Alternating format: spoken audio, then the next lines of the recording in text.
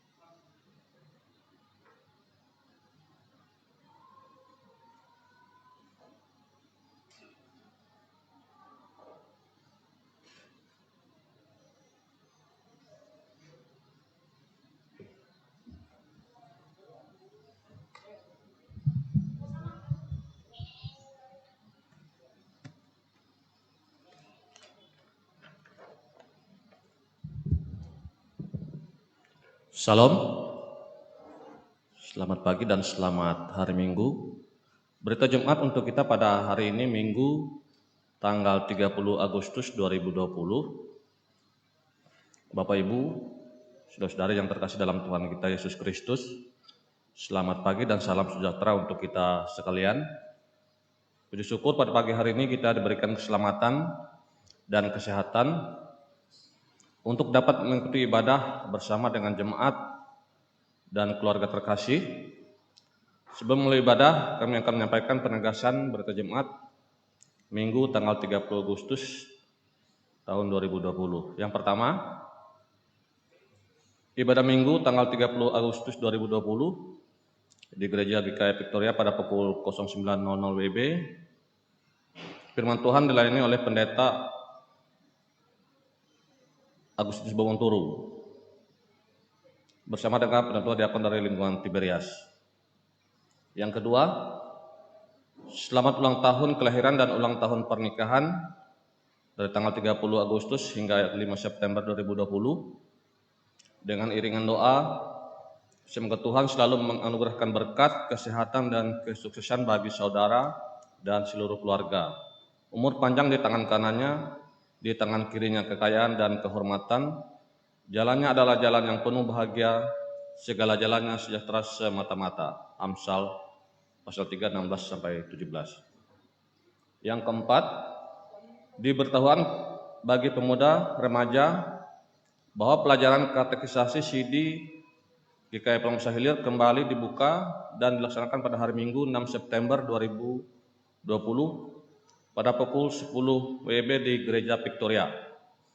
Yang kelima, ibadah Minggu di gereja dalam tatanan kenormalan baru menerapkan protokol kesehatan dan pembatasan kehadiran jemaat dengan tata cara yang disampaikan tersendiri oleh majelis jemaat dalam bentuk pengumuman dan himbauan kepada seluruh warga jemaat melalui web maupun lingkungan masing-masing. Yang keenam,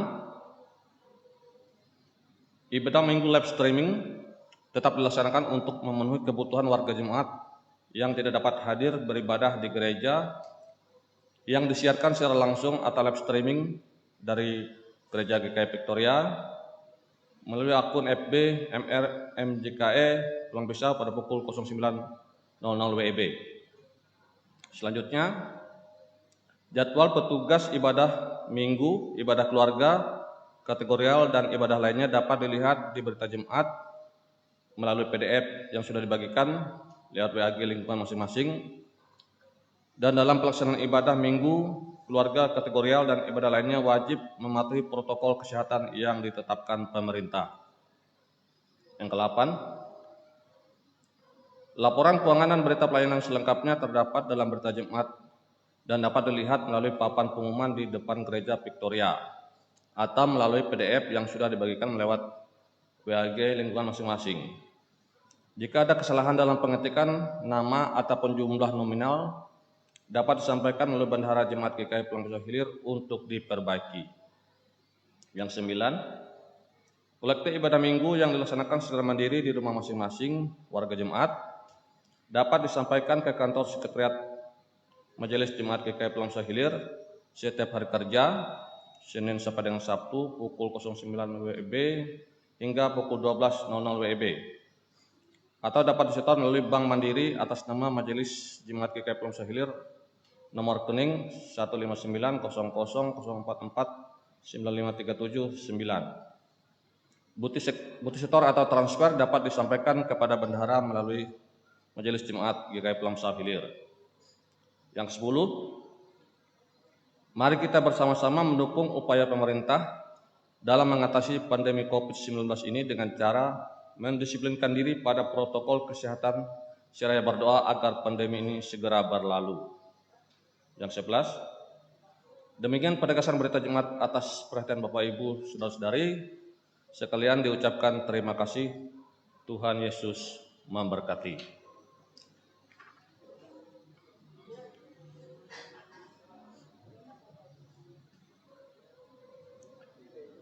Bapak Ibu saudara-saudari warga jemaat GKI Peluang Besar Hilir atau jemaat lain dimanapun berada, hari ini kita berada dalam suasana yang disebut dengan tatanan normal baru di tengah pandemi COVID-19, yaitu tatanan hidup baru di mana terdapat perubahan perilaku dan cara saat menjalankan aktivitas normal.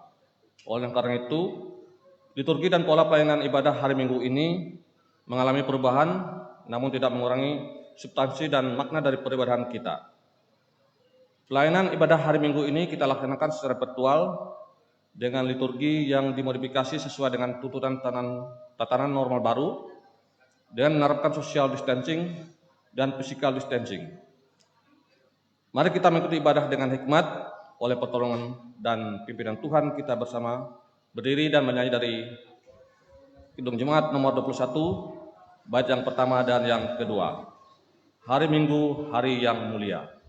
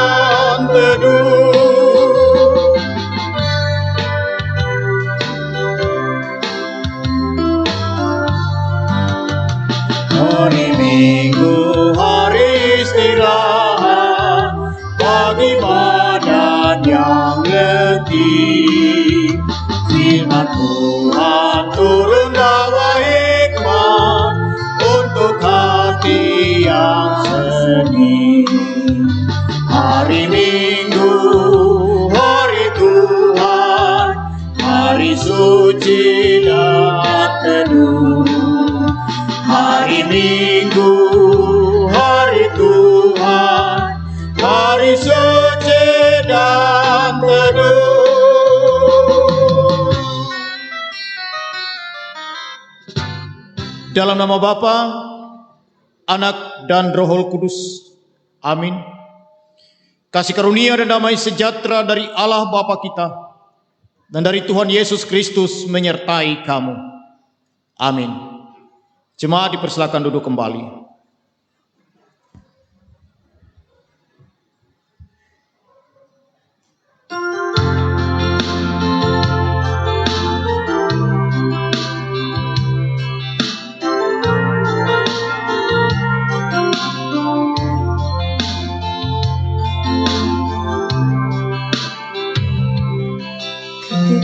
menghadapi kehidupan ini. Jalan mana yang harus kupilih? Ku tahu ku tak mampu, ku tahu ku tak sanggup. Hanya Kau Tuhan tempat jawabanku. Aku pun tahu ku tak pernah sendiri, sebab Engkau Allah yang menggendongku. Tanganmu mempelaiku, cintamu memuaskanku. Kau mengangkatku ke tempat yang tinggi.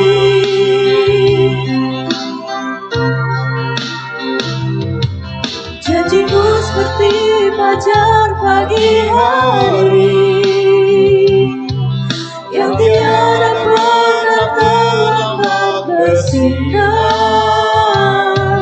Cintamu seperti sungai yang mengalir, dan ku tahu betapa dalam kasih-Mu. Kita angkat sekali lagi janjimu seperti fajar.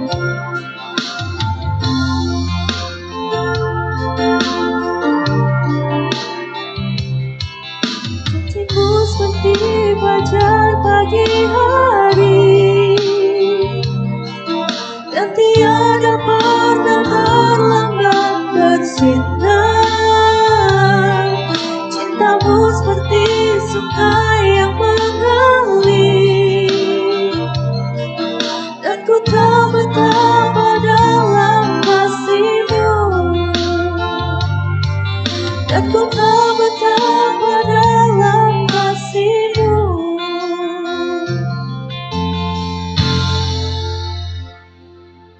Marilah kita merendahkan diri di hadapan Tuhan, mengaku dosa dan mengucap syukur dalam doa. Mari kita berdoa.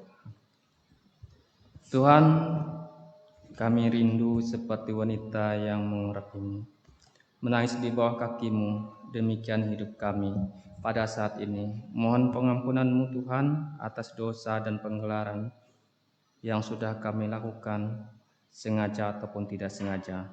Ampuni kami Yesus, suci kuduskan tubuh, roh, jiwa kami.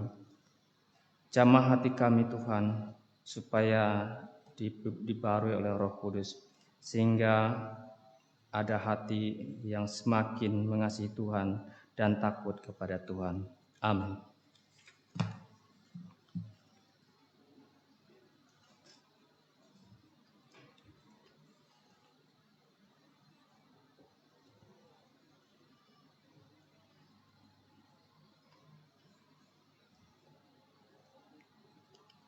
Marilah kita mendengarkan firman Tuhan yang tertulis dalam kitab Keluaran pasal 3 ayat pertama sampai yang ke-15 dengan perikop Musa diutus Tuhan, yang demikian bunyinya. Adapun Musa, ia biasa mengembalakan kambing domba Yitro mertuanya, imam di Midian. Sekali ketika ia menggiring kambing domba itu ke seberang padang gurun, sampailah ia ke gunung Allah, yakni gunung Horeb. Lalu malaikat Tuhan menempatkan diri kepadanya, di dalamnya nyala api yang keluar dari semak duri. Lalu ia melihat dan tampaklah semak duri itu menyala, tetapi tidak dimakan api. Musa berkata, "Baiklah, aku menyimpang ke sana untuk memeriksa penglihatan yang hebat itu. Mengapakah tidak terbakar semak duri itu?" Ketika dilihat Tuhan, Musa menyimpang untuk memeriksanya. Berserulah Allah dari tengah-tengah semak duri itu kepadanya, "Musa, Musa." Dan ia menjawab, "Ya Allah." Lalu ia berfirman, "Janganlah datang dekat-dekat. Tanggalkanlah kasutmu dari kakimu, sebab tempat di mana engkau berdiri itu adalah tanah yang kudus." Lagi ia berfirman, "Akulah Allah ayahmu, Allah Abraham, Allah Ishak dan Allah Yakub. Lalu Musa menutupi mukanya sebab ia takut memandang Allah. Dan Tuhan berfirman, Aku telah memperhatikan dengan sungguh kesengsaraan umatku di tanah Mesir. Dan aku telah mendengar seruan mereka yang disebabkan oleh pengerah-pengerah mereka. Ya, aku mengetahui penderitaan mereka. Sebab itu aku telah turun untuk melepaskan mereka dari tangan orang Mesir dan menuntun mereka keluar dari negeri itu ke suatu negeri yang baik dan luas, suatu negeri yang berlimpah-limpah susu dan madunya, ke tempat orang Kanaan, orang Het, orang Amori, orang Feris, orang Hewi, dan orang Yebus. Sekarang seruan orang Israel telah sampai kepadaku. Juga telah kulihat betapa kerasnya orang Mesir menindas mereka. Jadi sekarang, pergilah, aku mengutus engkau kepada Firaun untuk membawa umatku, orang Israel, keluar dari Mesir. Tapi Musa berkata kepada Allah, Siapakah aku ini? Maka aku yang akan menghadap Firaun dan membawa orang Israel keluar dari Mesir. Lalu firman-Nya, bukankah aku akan menyertai engkau?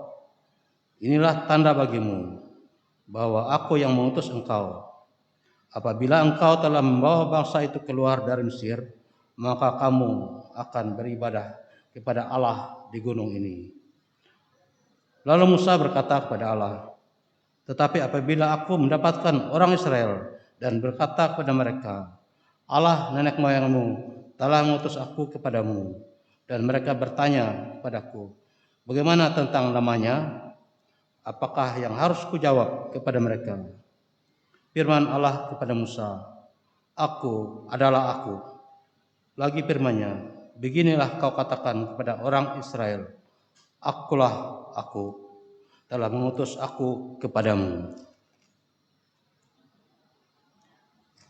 Selanjutnya berfirman Allah kepada Musa, beginilah kau katakan kepada orang Israel, Tuhan Allah nenek moyangmu, Allah Abraham, Allah Ishak dan Allah Yakub telah mengutus aku kepadamu. Inilah namaku untuk selama-lamanya, dan itulah sebutan turun-temurun. Demikian firman Tuhan yang untuk kita pada pagi ini. Yang berbahagia ialah mereka yang mendengarkan firman Allah dan yang memeliharanya. Amin.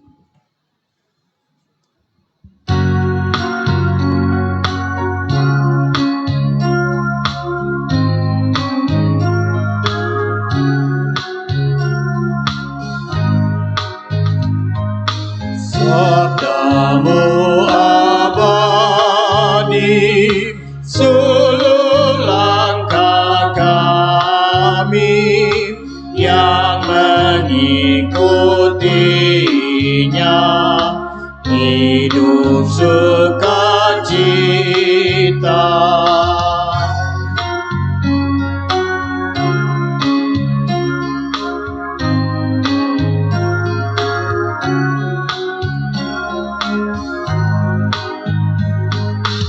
Di tengah ancaman, sabdamu harapan,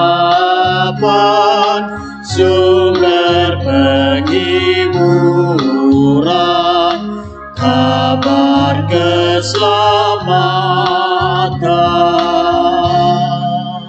Sampailah kita pada pelayanan firman Tuhan, kita persiapkan diri kita untuk mendengarkan pelayanan firman Tuhan. Injil Matius pasal 16 ayat 21 sampai 28 kita persiapkan Alkitab kita, baik Alkitab manual maupun elektronik. Tapi sebelum kita membaca, mari kita berdoa.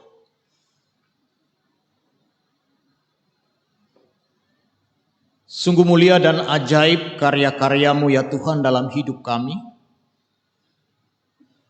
yang terkadang dalam peristiwa-peristiwa yang luar biasa, di luar akar sehat kami,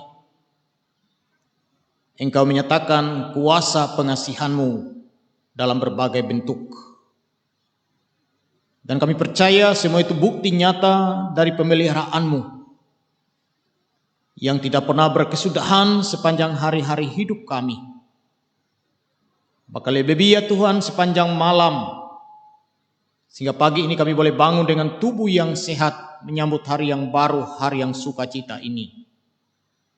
Ya Tuhan, biarlah kebaikan-Mu ini akan senantiasa kami ingat dan kami beritakan kepada semua orang, sehingga semua orang akan semakin mengenal siapa Engkau, Tuhan Juru Selamat umat manusia.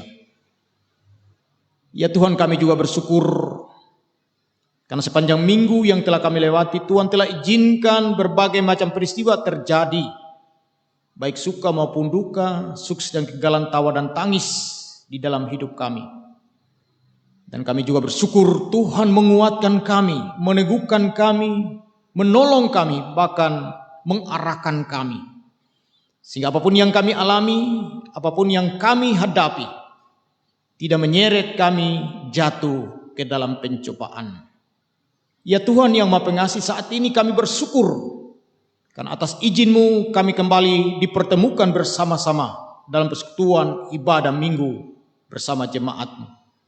Engkau mengenal siapa kami satu persatu. Engkau tahu keadaan kami, dan kami yakin Tuhan telah mempersiapkan segala sesuatunya bagi kami sesuai dan seturut kehendak-Mu. Kami akan bersama-sama merenungkan firman-Mu dengan didahului pembacaan teks dari Injil Matius pasal 16 ayat 21 sampai 29. Biarlah Roh Kudus menuntun kami, memberikan roh hikmat kebijaksanaan, agar di dalam keterbatasan dan kekurangan akal pikiran kami manusia, bahkan di dalam keberdosaan kami mampu memahami dan mengerti apa yang Tuhan kehendaki dalam hidup kami. Berkati seluruh sidang jemaat-Mu dan juga berkati hamba-Mu. Pakailah mulut bibir hamba berdosa ini untuk menyampaikan kebenaran firman.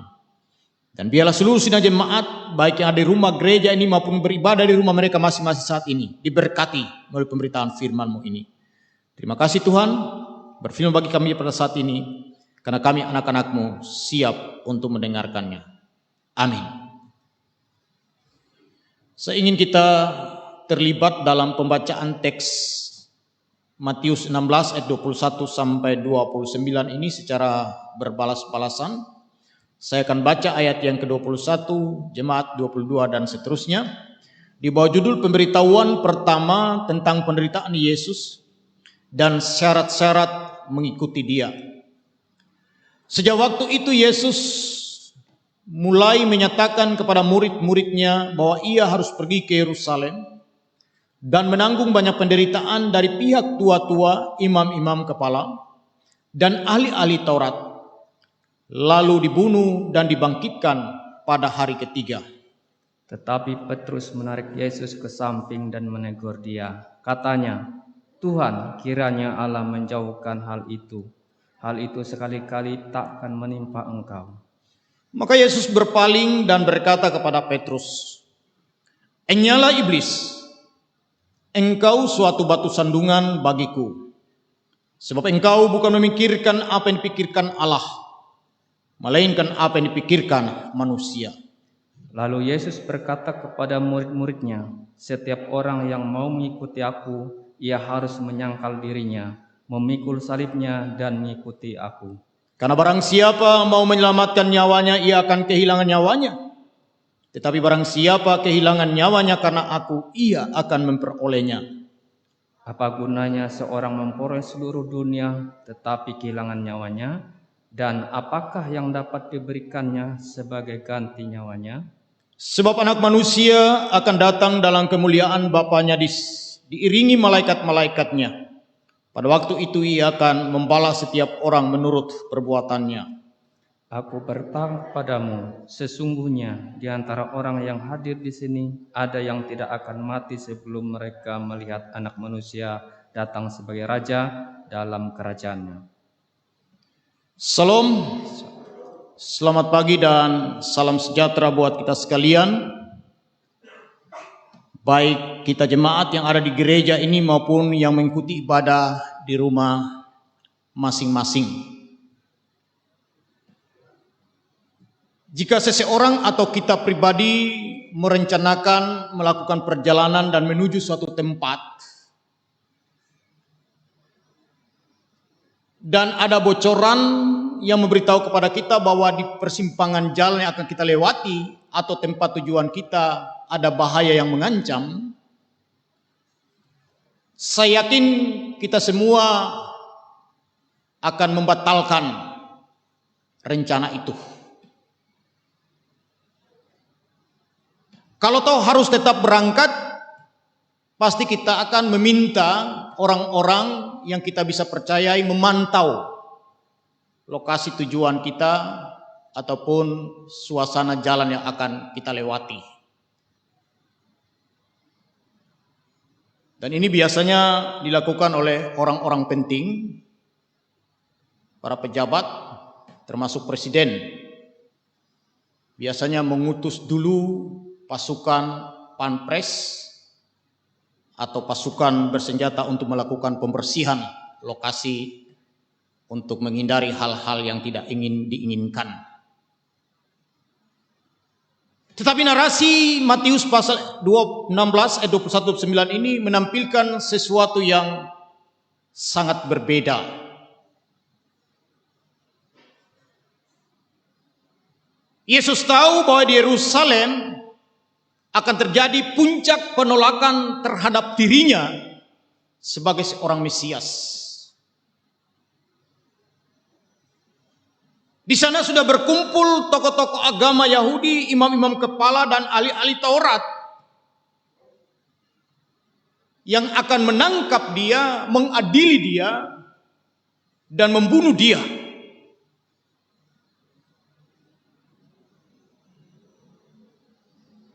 Tetapi pertanyaannya, apakah pengetahuannya tentang situasi dan keadaan itu membuat dia membatalkan niatnya untuk berangkat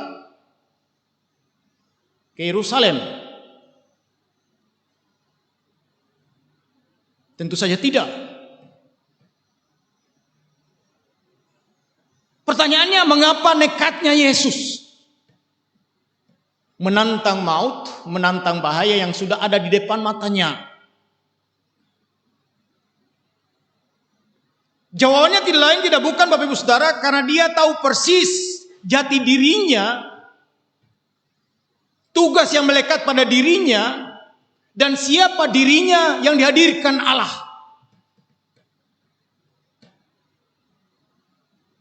Dia bukan hanya seorang rabi, bukan hanya seorang guru, bukan hanya seorang pemimpin, tapi dia adalah Mesias. Mesias, sang juru selamat. Dan segala situasi yang digambarkan pada yang ke-21 itu memang harus terjadi. Dan itu sudah dinubuatkan jauh sebelumnya oleh nabi-nabi perjanjian lama. Jadi sekali lagi Tuhan Yesus bersikap seperti itu karena dia sadar, dia tahu siapa dirinya, dan untuk apa dia dihadirkan di dunia ini oleh Allah Bapa di surga. Tetapi menarik Bapak Ibu Saudara yang kasih Kristus, ada seorang wakil kemanusiaan yang tampil, yang muncul seolah-olah seorang pahlawan, yaitu muridnya yang bernama Petrus. Padahal kita tahu pada minggu yang lalu nats kita sesuai almanat gereja berbicara tentang Petrus yang mewakili juga komunitas murid-murid menjawab ketika Tuhan Yesus, menurut saudara, menurut engkau, menurut kalian siapa aku? Yesus dengan lantang mengatakan, engkau adalah Mesias, anak Allah. Tetapi rupanya saudara, pemahamannya, pengakuannya beberapa waktu yang lalu tentang Yesus sebagai Mesias belum sungguh-sungguh bertumbuh berakar di dalam dirinya. Masih ada keraguan, masih ada kebimbangan. Dan hal-hal yang berkaitan dengan jati dirinya sebagai Mesias dia lupakan. Bahwa Mesias itu benar-benar akan ditangkap, akan diadili, akan dihukum, bahkan disalibkan. dan mati, tetapi pada hari yang ketiga bangkit dari antara mati. Memang kita tidak bisa salahkan Petrus secara 100% Bapak Ibu Saudara, karena Petrus mungkin masih dipengaruhi pemikiran masyarakat pada zamannya bahwa Yesus itu adalah hanya pemimpin politik, pemimpin biasa. Sama seperti presiden yang bisa disakiti, dan ketika disakiti dia tidak berdaya, jatuh terkulai, tidak bisa berbuat apa-apa. Petrus lupa tentang kemesiasan Yesus, yang memang diadili, dihukum, disalibkan, mati, tetapi bangkit. Itu melekat pada dirinya, dan itu akan terjadi sesuai dengan nubuatan daripada nabi-nabi. Dan dia dikuasai oleh pikiran manusianya. Karena itu dia mengherankan Tuhan Yesus berpaling dan dengan lantang berkata kepada Petrus, "Enyala iblis, engkau suatu batu sandungan bagiku." Lanjut, sebab engkau bukan memikirkan apa yang dipikirkan Allah, melainkan apa yang dipikirkan manusia. Yesus menegur Petrus secara langsung bahwa saya ini bukannya pemimpin politik, bukan pemimpin sosial,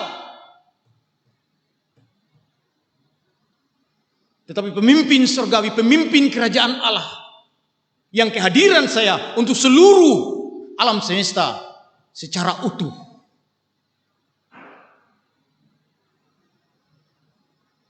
Dan menarik saudara, Yesus mengatakan dengan menyebut kata iblis. Iblis ini dilihat sebagai sebuah perwakilan kuasa kegelapan yang senantiasa menggoda, menjerumuskan manusia untuk jatuh kepada sikap-sikap yang berkonfrontasi dengan Allah, termasuk tugas kemesiasan.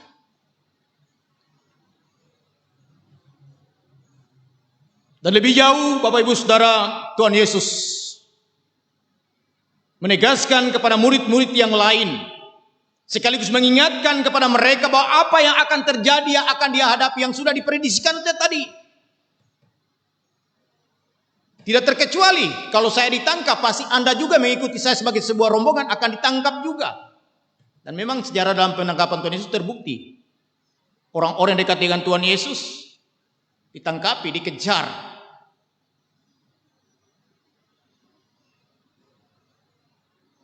Dan Yesus mewanti-wanti mereka, mengingatkan tentang jati diri mereka, tentang identitas mereka, tentang siapa diri mereka. Ketika mereka berkomitmen mengikut Yesus sebagai muridnya, maka secara total mereka juga harus mengikuti setiap langkah kehidupan Yesus dengan segala konsekuensi hidup yang dia hadapi.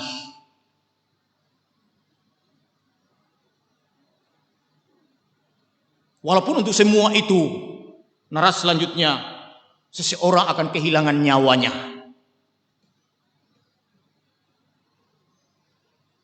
Bapak Ibu sidang jemaat Tuhan yang kekasih dalam Yesus Kristus, bersamaan dengan dialog antara Petrus, murid-muridnya dengan Tuhan Yesus, Tuhan Yesus kembali menyadarkan siapa mereka sebagai murid-murid Tuhan Yesus dan apa yang mereka harus lakukan dan kerjakan dalam hidup mereka ketika mengeringi jalan bersama dengan Tuhan Yesus. Setiap orang yang mau mengikut aku, ia harus menyangkal dirinya, memikul salibnya, dan mengikut aku.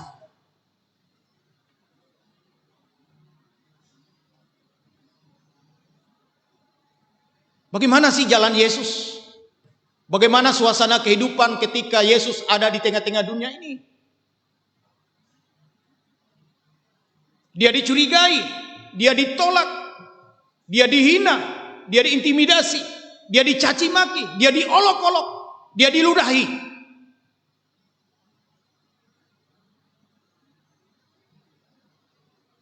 Pertanyaan kritisnya Bapak Ibu Saudara, mampukah kamu, hai murid-muridku, akan mengalami hal seperti itu, seperti yang akan saya alami? Saya yakin kalau pertanyaan itu ditanyakan langsung kepada Petrus dan teman-temannya, pasti mungkin juga sama seperti kita jawabannya, akan diam 1000 bahasa tanpa berucap apa-apa. Tetapi suasana itu yang akan terjadi, dan itu telah terjadi dalam sejarah penyelamatan Allah. Sudah diungkapkan dan tertulis secara gamblang dalam kitab suci Perjanjian Baru.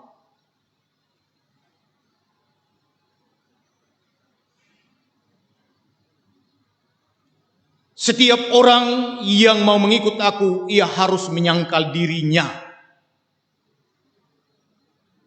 Menyangkal dirinya dalam arti mau melepaskan dirinya dari hal-hal yang menjauhkan diri dia dari hadapan Allah. Menjauhkan diri dari keinginan memposisikan dirinya berkonfrontasi dengan Allah. Menjauhkan dirinya dari hal-hal yang bisa membuat dia menjadi orang-orang yang bermerontak terhadap Allah. Termasuk kemudahan ditawarkan oleh dunia dalam rangka mencabik dia dari akar keyakinan kepada Allah. Harus dia berani menolak itu. Dan itu yang diminta oleh Tuhan Yesus kepada murid-muridnya. Akan ada penangkapan, akan ada penghinaan, akan ada intimidasi, akan ada ancaman yang akan Anda alami. Dan memang sejarah kekristenan telah membuka semua itu, dan itu terjadi sebagai fakta yang tidak bisa dibantah.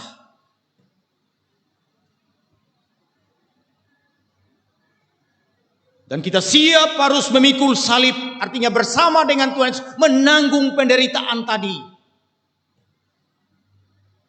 menjalani dan melusuri kehidupan kita dengan iman kekristenan yang diperhadapkan dengan berbagai macam hal dapat merusak, merongrong kehidupan iman kita.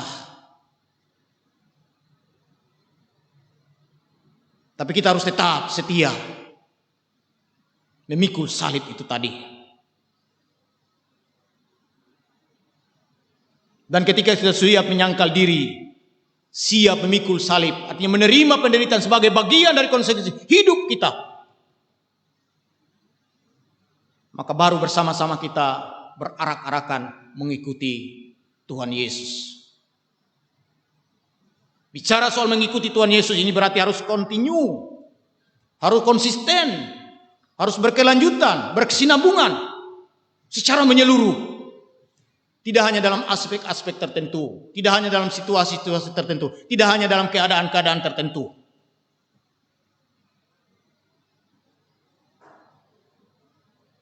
Apapun tantangan, cobaan, ancaman yang menghampiri dalam kehidupan kita, kita harus hadapi itu. Tentu saja kita tidak akan hadapi sendiri. Karena ketika kita berjuang dengan iman kita, yakin akan firman Tuhan, bahwa kita akan memperoleh mahkota. Apa gunanya seseorang memperoleh seluruh dunia tetapi kehilangan nyawanya? Nyawanya di sini berarti sesuatu yang kekal, yang abadi, yang di dalamnya ada roh Allah.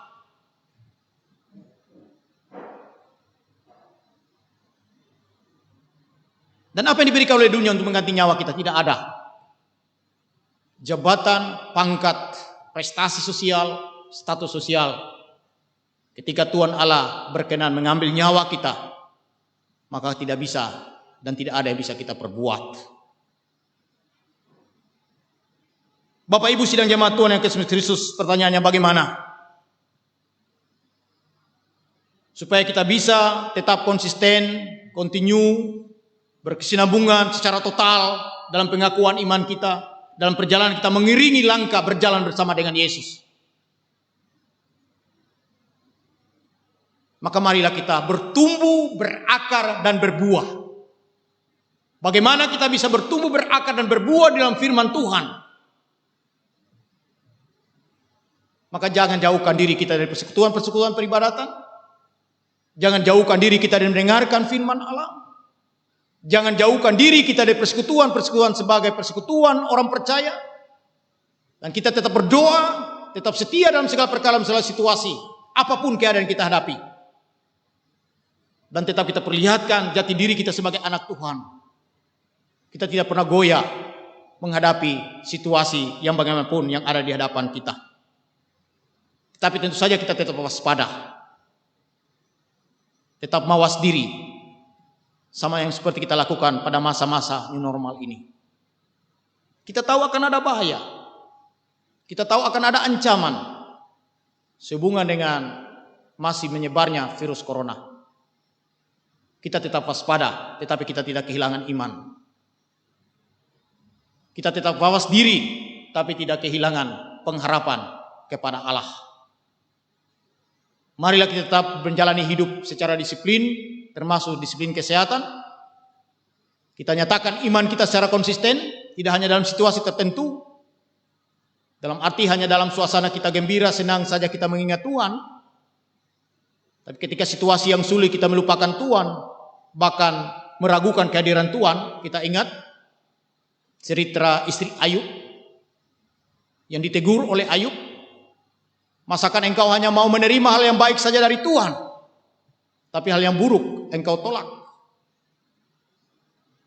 Dan marilah sebagai anak-anak Tuhan, sebagai umat Kristen, kita tetap nyatakan jati diri kita, identitas diri kita sebagai orang percaya kepada Allah, berjalan bersama Tuhan Yesus.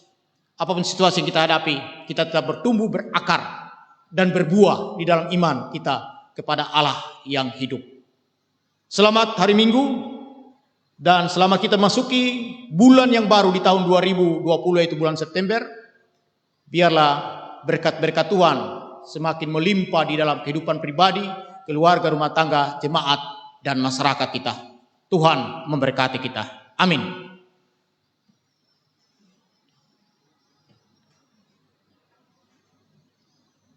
Mari kita naikkan doa syukur atas firman Tuhan sekaligus menaikkan doa syafaat. Kita berdoa. Terpujilah nama-Mu Allah Bapa di sorga, karena atas izin dan perkenan-Mu kami berkesempatan menerima berkat daripada pemberitaan firman-Mu dalam ibadah minggu ini. Dan kiranya apa yang kami dengarkan tidak berlalu begitu saja, tetapi dapat tempat dalam hati kami, dalam pikiran kami dan perasaan kami. Sehingga firman menguatkan kami, meneguhkan kami, mengukuhkan kami. Sehingga apapun situasi yang kami hadapi, keadaan apapun yang kami jalani, kami tidak kehilangan keyakinan, tidak kehilangan iman kepada Allah. Biarlah percakapan Yesus bersama Petrus dan murid yang lain mengingatkan kami bahwa konsekuensi hidup sebagai anak-anak Tuhan tidaklah mudah. Banyak pihak yang memposisikan diri mereka sebagai pihak yang berkonfrontasi dengan kami, yang bertentangan dengan kami. Tetapi kami percaya, ketika kami menghadapi semua itu bersama dengan Tuhan sebagai Mesias, maka tidak ada yang mustahil. Dan kami boleh bisa melewatinya dengan selamat. Termasuk di tengah situasi menyebarnya virus corona ini Tuhan. Banyak ancaman di hadapan kami. Tapi kami telah dianugerahkan roh hikmat, pengetahuan. Sehingga dengan iman kami memiliki akal yang sehat. Sehingga kami mampu menghadapi suasana ini dengan tenang, dengan damai, tanpa ketakutan yang berlebihan. Dan di atas semua itu kami yakini Tuhan tetap menutup bungkus menaungi kami dengan Roh Kudus-Mu. Ya Tuhan yang Maha Pengasih, kami serahkan seluruh sidang jemaat-Mu yang hadir beribadah di rumah gereja ini maupun yang ada di rumah mereka masing-masing, bahkan di mana saja yang mengikuti siaran ibadah ini. Tuhan berkati usaha pekerjaan mereka, berkati rumah tangga mereka, berkati segala rencana-rencana mereka ke depan, agar mereka senantiasa boleh menjalani hidup dengan penuh damai sukacita.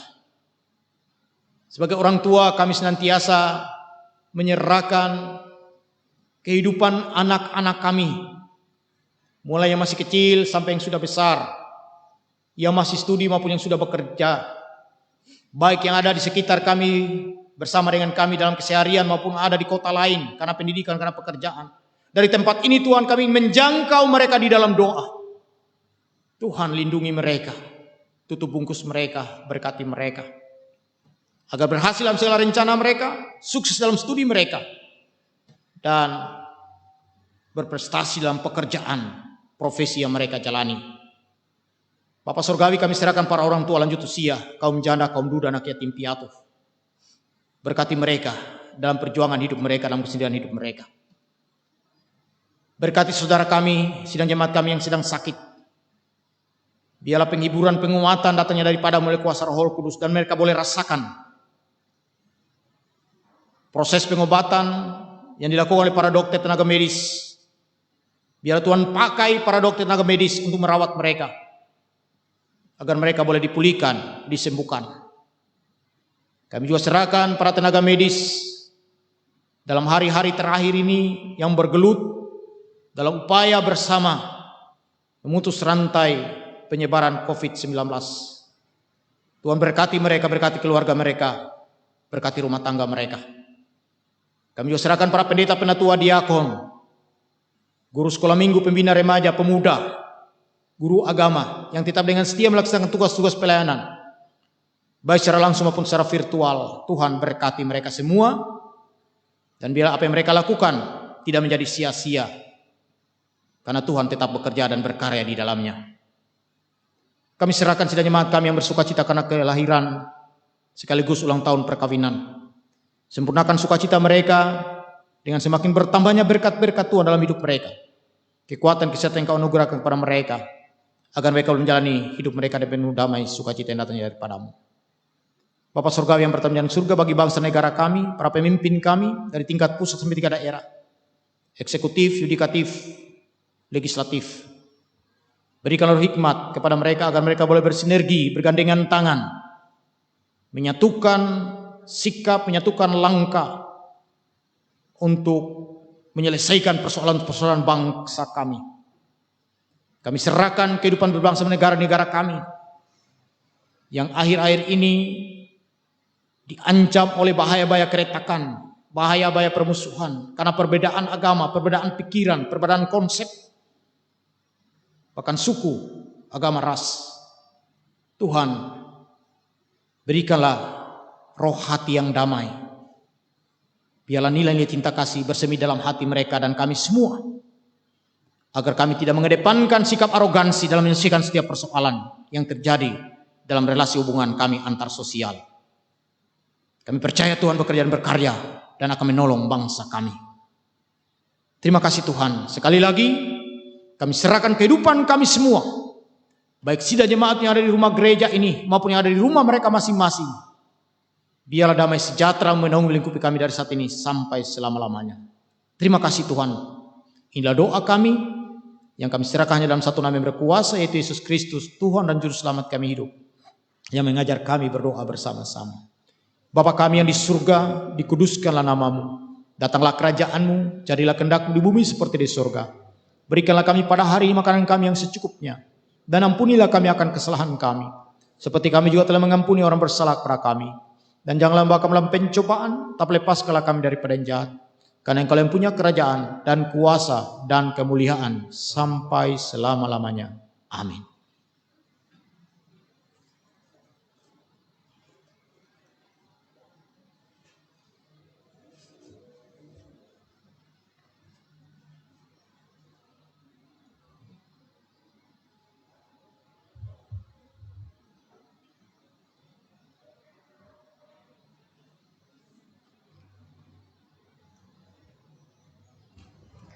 Sampailah kita pada persembahan syukur. Sebagai nas pengantar diambil dari Yunus 2 ayat yang ke-9 yang berbunyi demikian. Tetapi aku dengan ucapan syukur akan kupersembahkan korban kepadamu. Apa yang kunajarkan akan kubayar. Keselamatan adalah dari Tuhan. Mari kita berdoa. Hidup dan kerja kami datang dari Tuhan. Karena itu kami merasa patut datang kepada Tuhan, membawa persembahan syukur kami kepada Tuhan, agar diberkati supaya nama Tuhan semakin dipermuliakan. Amin. Mari kita memberikan persembahan kita dengan keyakinan bahwa Allah akan melipat gandakan sukacita dan berkat-Nya kepada kita, diiringi dengan menyanyi dari PKJ 274.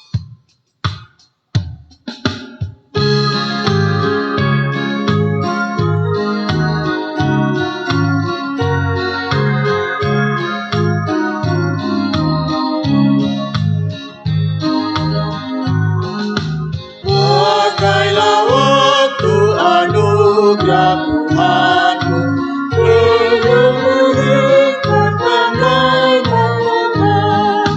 mana benda yang kekal di hidupku, hanyalah kasih tak akan lekang.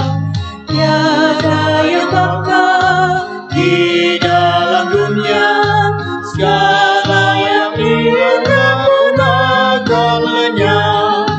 Namun kasih-Mu demi Tuhan Yesus sungguh bernilai dan tinggal kekal.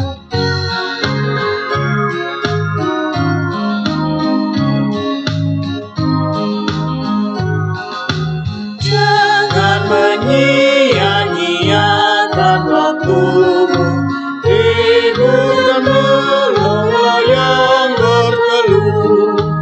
Biarlah lampumu terus bercahaya, muliakanlah Tuhan di hidupmu.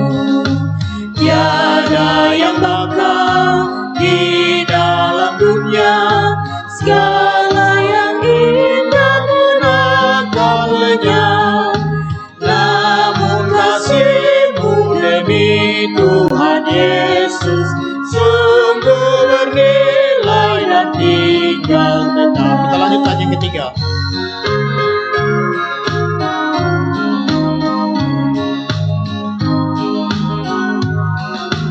Karya jerimu demi Tuhan Yesus kan dihargai benar oleh-Nya. Kasih yang sedang Kau tabur di dunia, nanti Kau tuai di sorga mulia. Tiada yang bakal di dalam dunia, segala yang indah pun akan lenyap. Namun kasih-Mu demi Tuhan Yesus sungguh bernilai dan tinggal kekal. Jemaat Tuhan, marilah kita bersama-sama berdiri sekali orang percaya di segala masa dan tempat. Kita mengikrarkan pengakuan iman rasuli dan akan kita akhiri dengan haleluya. Aku percaya kepada Allah Bapa yang Maha Kuasa, Khalik langit dan bumi, dan kepada Yesus Kristus, Anak-Nya yang tunggal Tuhan kita, yang dikandung daripada Roh Kudus, lahir dari anak darah Maria, yang menderita di bawah pemerintahan Pontius Pilatus, disalibkan, mati dan dikuburkan, turun ke dalam kerajaan maut. Pada hari yang ketiga bangkit pula dari antara orang mati, naik ke sorga, duduk di sebelah kanan Allah Bapa yang Maha Kuasa, dan akan datang dari sana untuk menghakimi orang hidup dan yang mati. Aku percaya kepada Roh Kudus, gereja yang kudus dan am, persekutuan orang kudus, pengampunan dosa, kebangkitan daging, dan hidup yang kekal. Haleluya. Haleluya. Haleluya.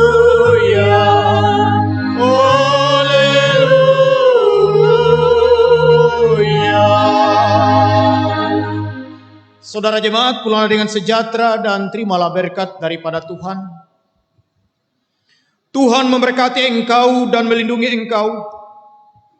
Tuhan menyinari engkau dengan wajah-Nya dan memberi engkau kasih karunia.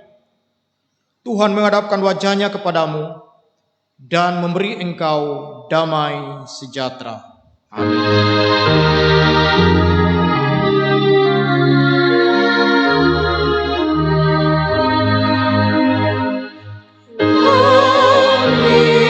Amin.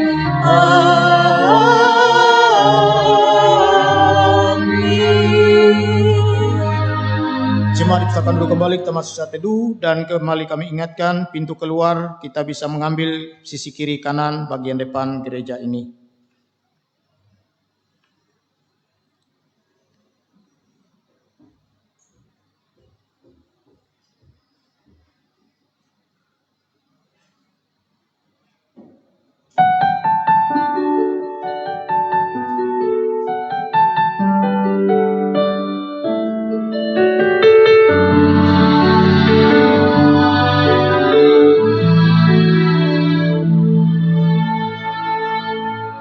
Di saat ku sendiri jalani hidup ini, ku tahu kau selalu ada memperhatikanku saat ku telusuri perjalanan hidupku. Sungguh hanya anugerah-Mu jadikan ku berarti. Hanya puji, hanya sembah yang dapat ku berikan. Tiada kata dapat terucap, hanya rasa kagumku padamu, melihat semua kebaikan-Mu nyata di dalam hidupku.